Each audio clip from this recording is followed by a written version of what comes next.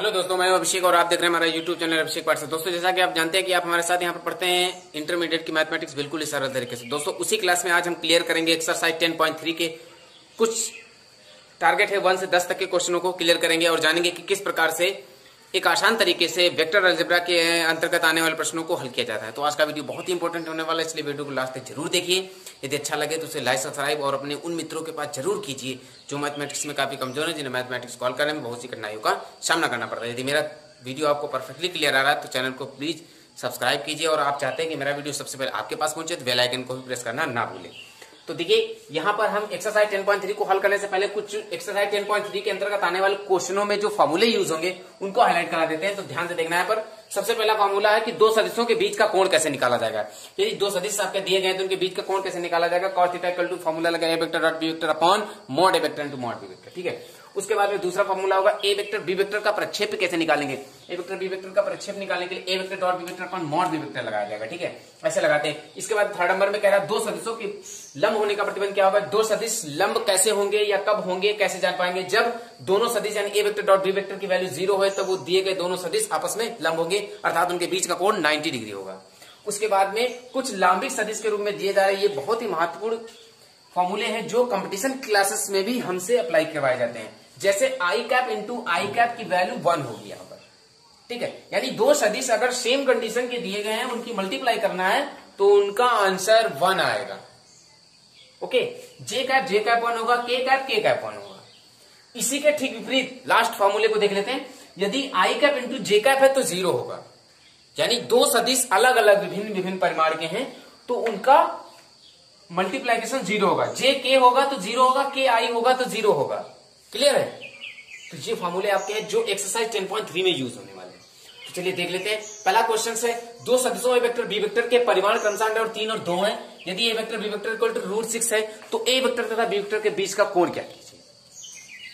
क्या दिया गया है, ए वेक्टर और बी वेक्टर का परिमाण, यानी ए वेक्टर का परिमाण क्या होगा, मॉड ए कितना है √3 और मॉड बी वेक्टर कितना दिया गया है 2 और क्या दिया गया है A vector dot B vector equal to √6। ज्ञात करना है ए वेक्टर बी वेक्टर के बीच का कोण। बीच के कोण का फॉर्मूला लगाएंगे, cos थीटा इक्वल टू होगा A vector dot B vector upon mod A vector into mod B vector. तो ये होगा cos थीटा।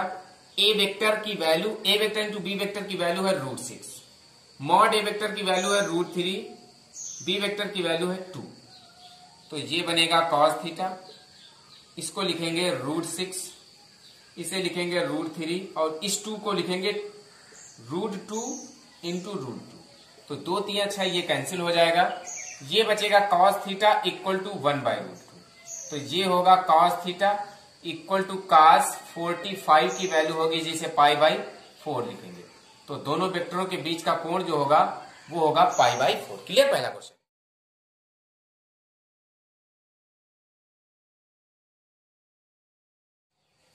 दो सदिश दिए गए हैं, इनके बीच का कोण ज्ञात करना। Second question. तो मान लीजिए ये ए वेक्टर द्वारा निरूपित किया जा रहा है I cap -2 J cap plus 3 के कैप और ये बी वेक्टर द्वारा निरूपित किया जा रहा है 3 आई कैप -2 जे कैप प्लस के कैप।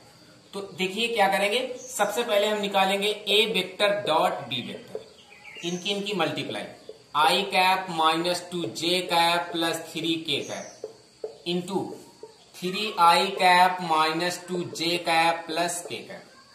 तो चलिए हल कर देंगे। यहां पर ये फॉर्मूला यूज होगा, आई वाले जो होंगे वो 1 होंगे, यानी यहां पर मल्टीप्लाई करना है हमें आई वाले फलन की आई से, जे वाले की जे से, के वाले की के।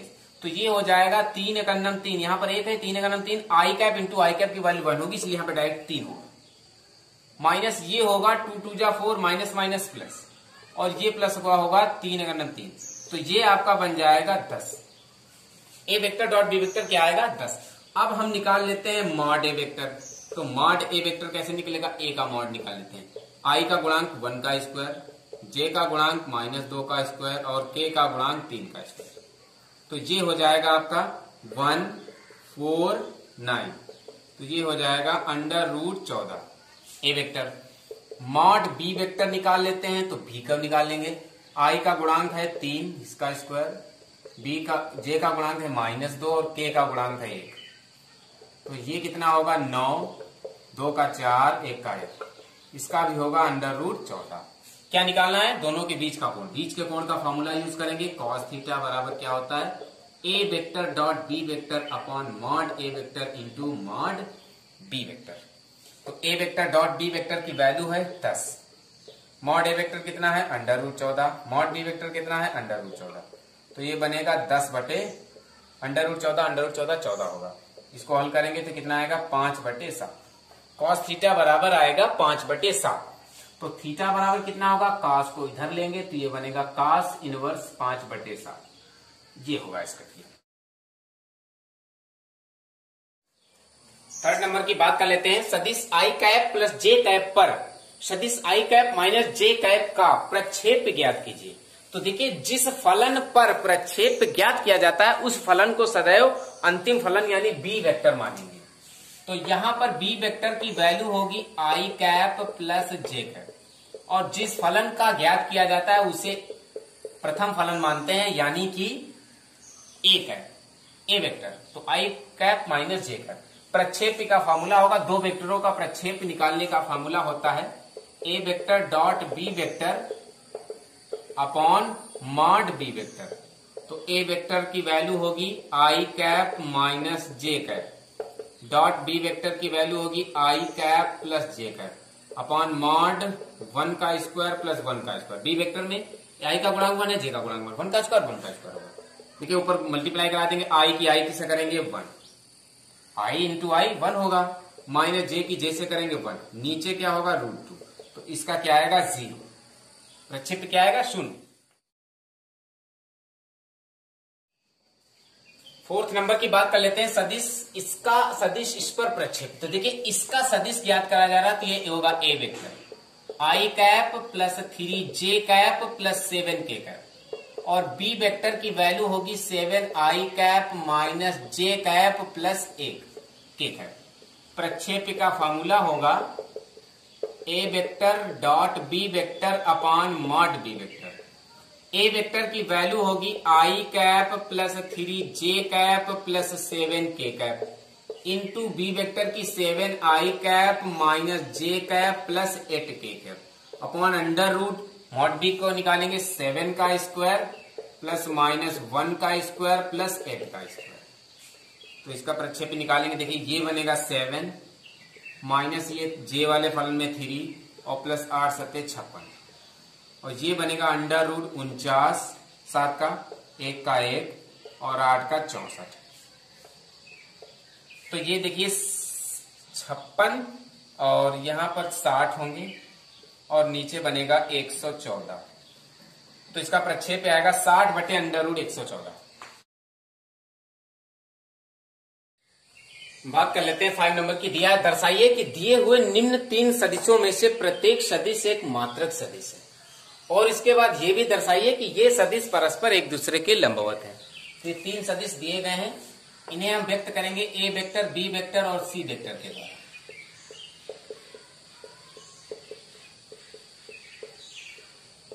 b vector equal to 1/7 3i cap 6j cap 2k cap, और c vector equal to 1/7 6i cap 2j cap minus 3k cap. ये दिया गया है। अब ये दिखाना है कि ये तीनों सदिश मात्रक सदिश हैं। तो यहां पर हम तीनों का परिमाण निकाल लें। ए वेक्टर का परिमाण क्या होगा? अंडर रूट 1/7 2 का स्क्वायर प्लस 3 का स्क्वायर प्लस 6 का स्क्वायर। इसका होगा 1/7 4 9 और 36। ये होगा 1/7 रूट 49। ये होगा 1/7 इंटू 7 यानी 1। मॉड ए की वैल्यू यहां पर आएगी 1। अब बी वेक्टर का परिमाण निकालेंगे यानी mod B vector 1/7 under root B vector में यूज करेंगे 3 का स्क्वायर प्लस माइनस 6 का स्क्वायर प्लस 2 का स्क्वायर। क्लियर है बात है? 1/7 under root 9 plus 36 plus 4 1/7 under root 49 1/7 into 7। Mod B vector भी आपका 1 निकला। इसी प्रकार मॉड सी वेक्टर भी कितना आएगा? 1 आएगा। नहीं क्लियर कर पाएंगे ना मॉड सी वेक्टर? ठीक है, तो लिखेंगे यहां ए vector, B vector, C vector के परिमाण जो है वो समान है, एक है या समान कह दिया जाए, अतः ये मात्रक सदिश है। ये तो पहला पार्ट आपका क्लियर हो गया। अब क्लियर करना है कि यह भी दिखाइए कि ये सदिश परस्पर एक दूसरे के लंबवत भी हैं। तो आपको पता है कि जब दो सदिश लंबवत होंगे, हमने आपको फॉर्मूला बताया कि जब दो सदिश आपस में लंबवत होंगे तो कैसे होंगे, A vector dot B vector equal to 0 नियम का पालन करेंगे। ठीक है, तो यहां पर यूज करेंगे A vector dot B vector equal to 0। तो ए वेक्टर बी वेक्टर को सॉल्व करेंगे, यदि इसका सोल्यूशन 0 आ रहा है तो दिए गए सदिश आपस में कैसे हैं, लंबवत है।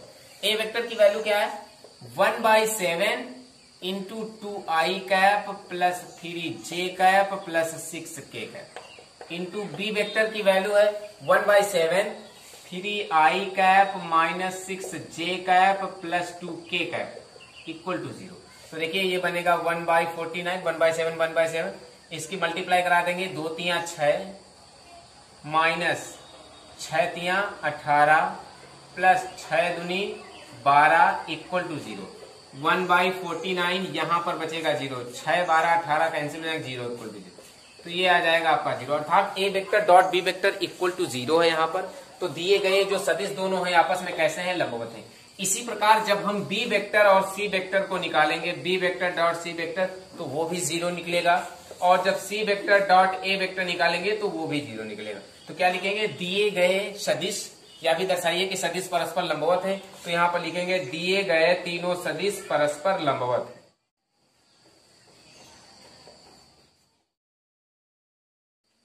सिक्स नंबर की बात कर लेते हैं। यदि A vector plus B vector, A vector minus B vector equal to 8 और A vector equal to 8 B vector हो, तो A vector dot B vector modulus का मान ज्ञात कीजिए। तो यहां पर दिया है A vector plus B vector into A vector minus B vector equal to 8। इसकी मल्टीप्लाई आपस में होगी तो ये बनेगा ए वेक्टर का स्क्वायर माइनस बी वेक्टर का स्क्वायर इक्वल टू 8। यहां पर वैल्यू ये पुट कर देंगे ए वेक्टर की, यहां पर क्या होगी 8 मॉड बी वेक्टर का square minus mod B vector का स्क्वायर इक्वल टू 8। तो ये हो जाएगा 64 बी वेक्टर का square minus mod B vector का स्क्वायर इक्वल टू 8। तो ये 64 बी वेक्टर में ये घट जाएगा, तो ये बचेगा 63 मॉड बी वेक्टर का स्क्वायर इक्वल टू 8। तो ये बनेगा मॉड बी वेक्टर का स्क्वायर इक्वल टू 8/63। तो ये बनेगा mod B vector equal to under root 8/63। तो ये 8 जो होगा वो होगा 2 रूट 2 का, और 63 जो होगा वो होगा 3 रूट 7 का। तो मॉड बी वेक्टर की वैल्यू होगी 2 रूट 2 बटे 3 रूट 7। क्लियर है। अब इस बी वेक्टर की वैल्यू को यहां पर रखेंगे, दिया है चूंकि A vector equal to 8 mod B vector, तो 8 मॉड बी वेक्टर की वैल्यू है 2 रूट 2 अपान 3 रूट 7। तो ये बन जाएगा 16 रूट 2 अपान 3 रूट 7। ये होगा आपका मॉड ए वेक्टर। क्लियर है ये बी वेक्टर।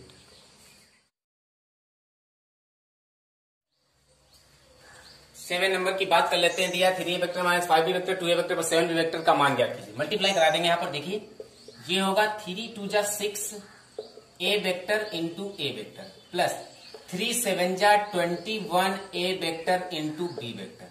क्लियर। उसके बाद 5 से मल्टीप्लाई करा देंगे, 5 2 जा 10 B vector into A vector minus 5 7 जा 35 B vector into B vector. तो देखिए इसे लिखेंगे 6 ए वेक्टर का स्क्वायर प्लस ये होगा 21 A vector into B vector minus 10 B vector into A vector को हम A vector into B vector लिख सकते हैं। ठीक है, इसमें कोई परिवर्तन नहीं होगा। एक नियम होता है A vector dot B vector को हम लिख सकते हैं B vector dot A vector. Clear. Minus इसे लिखेंगे 35 बी वेक्टर का स्क्वायर ऐसे। तो ये होगा आपका 6 ए वेक्टर का स्क्वायर प्लस 21 में 10 कम होगा 11 A vector into B vector minus 35 B vector का स्क्वायर। ये इसका क्लियर आंसर।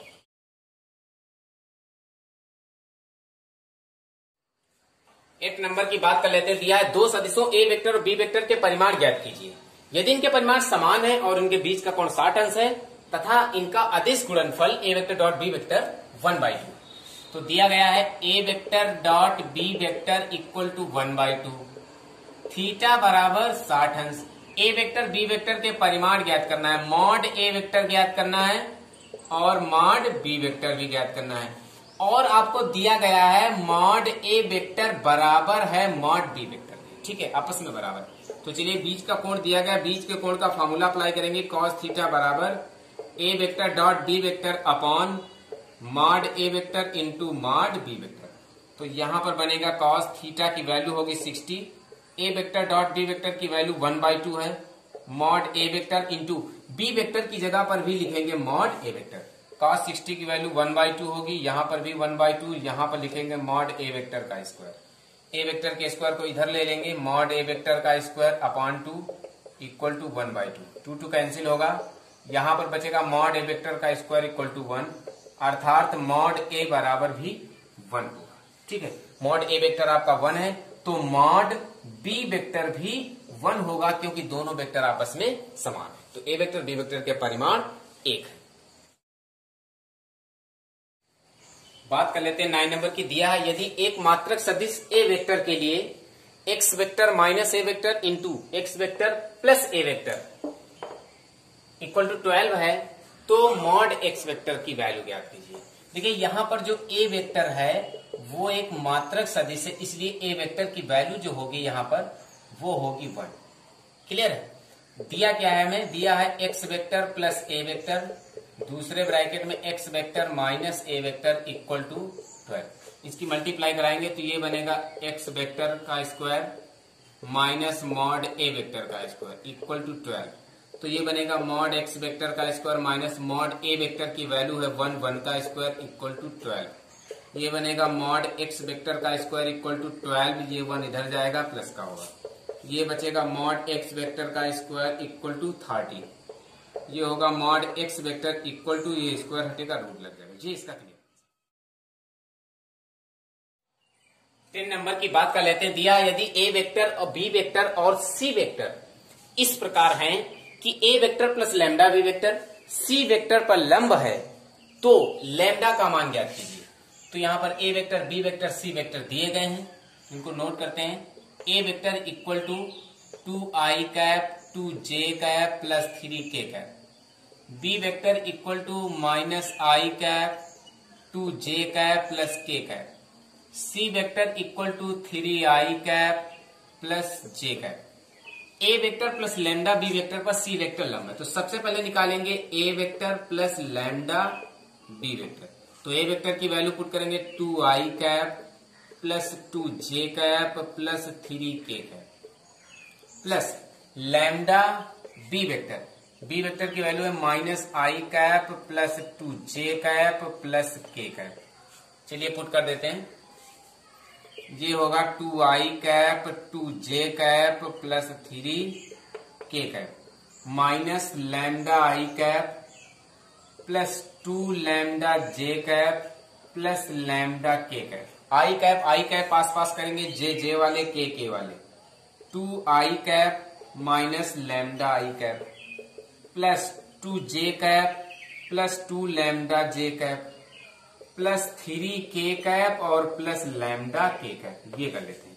चलिए इसमें कॉमन ले लेंगे, आई कैप कॉमन होगा तो यहां पर बचेगा 2 माइनस लैम्डा, प्लस इसमें j कैप कॉमन होगा तो बचेगा 2 प्लस 2 लैम्डा, प्लस इसमें k कैप कॉमन होगा तो इसका बचेगा 3 प्लस लैम्डा।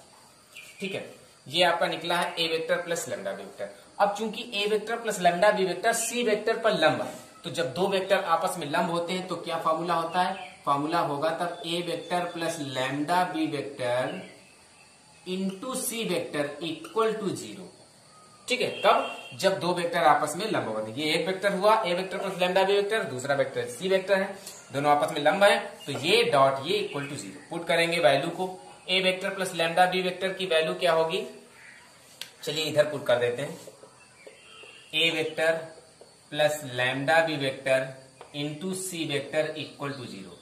तो A vector plus lambda B vector की वैल्यू ये दी गई है, I cap 2 minus lambda plus J cap into 2 plus 2 lambda plus K cap into 3 plus lambda, ये हुआ एक फलन, इंटू सी वेक्टर की वैल्यू है 3i cap plus J cap, 3i cap plus J cap equal to 0।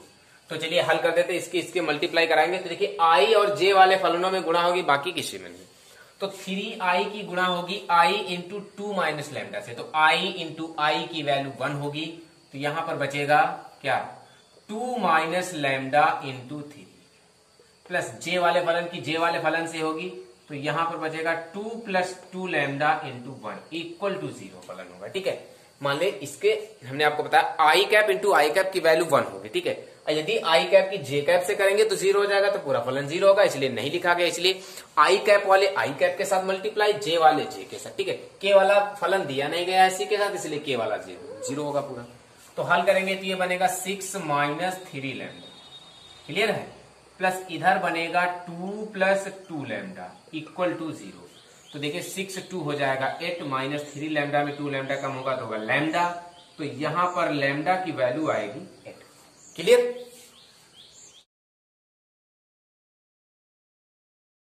Number की बात कर लेते हैं, कह रहा है दर्शाइए कि दो शून्योत्तर सदिशों ए वेक्टर बी वेक्टर के लिए A vector mod A vector B vector plus mod B vector A vector mod A vector B vector minus mod B vector A vector परस्पर लंब, ये दोनों वेक्टर आपस में परस्पर लंब है, ये आपको प्रूव करना है। तो जब दो वेक्टर आपस में लंब होते हैं तो क्या होता है, दोनों वेक्टरों का अदिश गुणनफल 0 होता है, A vector dot B vector equal to 0।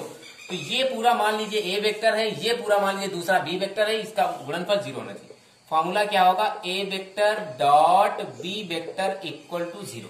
तो ए वेक्टर की वैल्यू पुट करेंगे, क्या है, mod A vector into B vector plus mod B vector into A vector, ये हो गया, इंटू बी वेक्टर में mod A vector into B vector plus mod B vector A vector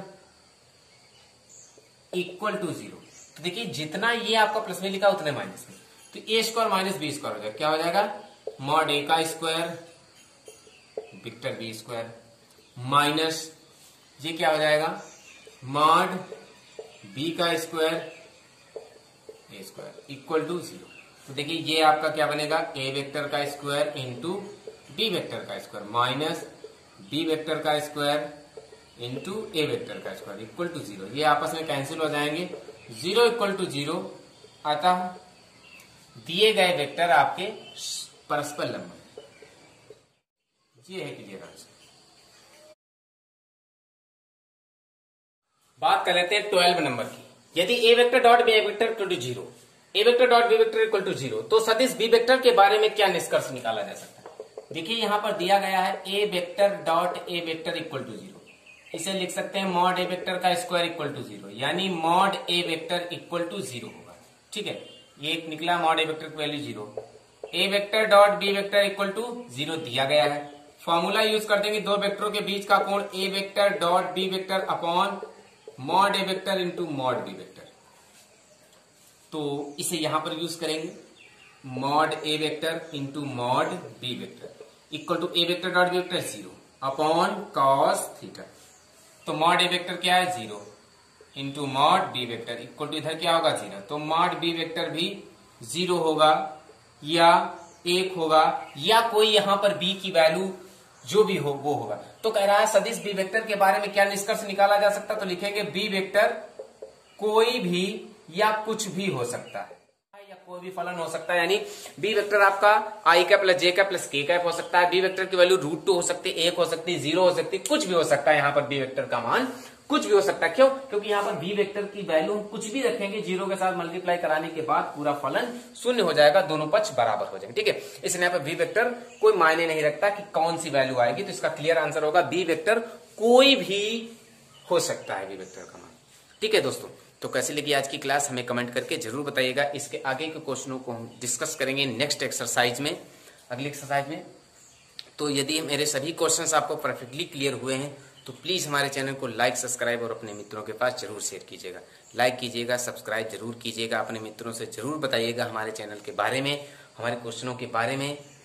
और हम आपको फिर मिलते हैं इसी एक्सरसाइज के नेक्स्ट वीडियो में। तब तक पढ़ते रहिए हमारा यूट्यूब चैनल। कोविड-19 में घर में रहिए, सुरक्षित रहिए, आराम से पढ़ते रहिए, अपने कोर्स को रिवीजन करते रहिए। मैथमेटिक्स को एक बिल्कुल ही आसान तरीके से कैसे पढ़ा जाता है या मैथमेटिक्स जो हमें कठिन लगती है उसे आसान कैसे बनाएं, ये सीखते रहिए और हमसे लेते रहिए इसी प्रकार step by step, exercise by exercise क्वेश्चनों को एक बिल्कुल ही आसान और सरल ढंग से। ठीक है, तो दोस्तों आज आप हमें फॉलो करते रहेंगे, हम आपको देते रहेंगे इसी प्रकार के क्वेश्चनों को एक बिल्कुल ही सरल तरीके से।